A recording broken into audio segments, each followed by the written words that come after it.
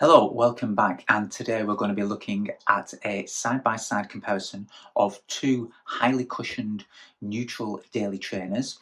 They're the new ASICS Gel Nimbus 27 and the Saucony Triumph 22. The Triumph 22 has been around a little while, the Gel Nimbus brand new at the time of recording. Now, although the Triumph, like I say, has been around a while, it is Saucony's still their most cushioned daily trainer. So it is perhaps the closest comparison to the Nimbus 27 from Saucony. So let's dive in first of all and look at some of the stats. In the Gel Nimbus, the weight is 305 grams in the men's, 260 in the women's. In the Triumph 22, a little bit lighter, almost 20 grams lighter, 285 for the men's, 250 for the women's. So, yeah, a decent chunk lighter and a considerable chunk if weight is one of the factors that you consider to be the most important. Where the biggest difference arises is in the stack height. 43.5 millimeters in the ASICS and 37 millimeters in the Triumph. The Nimbus has an 8 millimeter drop. The Triumph has a 10 millimeter. Now, when it comes to drop on 2 millimeters, I don't think it plays much of a difference, and I certainly don't notice that 2 millimeter difference when I have the shoes on and comparing them side by side. The fit and feel of the shoes, well, in the ASICS, it's super plush fitting upper. Said already in other videos about this shoe, the jacquard knit is very supportive, very wraparound, nice little bit of wiggle room in the toe box area. Stretchy tongue, really does feel like you're pulling a pair of socks on. It's very snug, very soft, plush, luxury feel. And then this lovely ankle collar knitted outer section, doesn't touch the skin. Stretchy tab here, but lots of padding inside. Now on the Triumph, you don't have anything as engineered as on the Nimbus, but you do have enough padding in the tongue and lots of smooth, soft padding, wraparound collar, the seams on the outside in the Saucony, so there's not going to be any irritation in that type of shoe. So nothing to worry about. The Gel Nimbus does feel a little bit more luxurious, shall we say, but the Saucony is still a very plush, very nice fitting shoe. For the purposes of this video, I'm using the kind of winter version, the Gore-Tex upper of the Triumph 22. It is available in a regular upper as well, but my regular pair were very, very dirty. It is a shoe that I've been wearing a lot during 2024, and they're still going strong. So that brings us on to the durability of shoes and the cushioning. In the ASICS, we've got the FF Blast Plus Foam Eco, so it's an eco-friendly. There is an eco-friendly element percentage of the makeup of the foam, and you've got pure gel in the heel. It is a very deep stack. It does feels a lot of shoe under the foot, but it is nice and stable in the rear foot. It's a very stable shoe.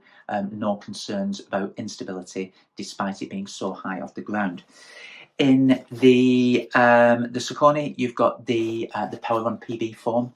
So that's a PBA-based foam, very soft, very responsive. The same kind of stuff that they're putting in the Endorphin Speed and the Endorphin Pro.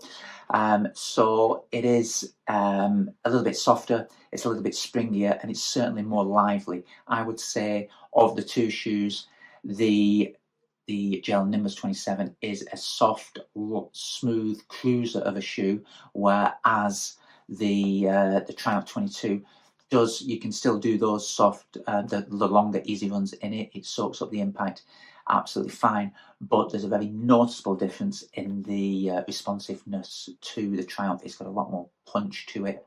It's snappy, it's very responsive. You can really get going in this shoe. And the Triumph 22, like I said, I've been doing a lot of miles in it during this year. When I'm doing a longer run, so my midweek runs are around about an hour. If I've done a speed session the day before and I want a shoe that kind of gives me a little bit extra, it's not going to just take all the impact out of the run, then I'll go for the Triumph, because It just makes the run feel a little bit more energised, a little bit poppier, and a little bit more enjoyable. So I think the Triumph is a little bit more responsive in that in that respect, bit livelier of a ride compared to the Nimbus. The outsole, very similar. You know, there's a lot of similarities going on the outsole there. So not a lot of picking between the two. Both offer plenty of traction on a variety of surfaces, wet or dry. You're not encountering any issue with either shoe. So again, it does come down to really what your brand choice is. Are you an ASICS person or are you a Saucony kind of runner? Um, Both serve a very similar purpose, and you will like both of the latest models from ASICS and Saucony. And if you've had the shoes before, you will enjoy the Nimbus 27 as much as you did the 25 and 26. In fact, I think it's a little bit better than the previous two versions. You don't sink into it as much. It's not quite as soft, but there's a little bit more feedback. It's a little bit easier to run in, shall we say. You're not losing anything in the cushioning in this shoe. Hope that makes sense. I felt in the previous version, the Nimbus 26, that you did sink into it a little bit too much. Not the case in the 27. And the Saucony, yeah, just a livelier everyday trainer. For me, I'm going to edge towards the Triumph 22, but I will happily log plenty of miles. And as I'm due for a new pair for daily training, I'll probably go for the Nimbus this time, but I'll be coming back to the Triumph 22 or 23 next year. Both very good models for high mileage, daily miles, neutral cushion shoes.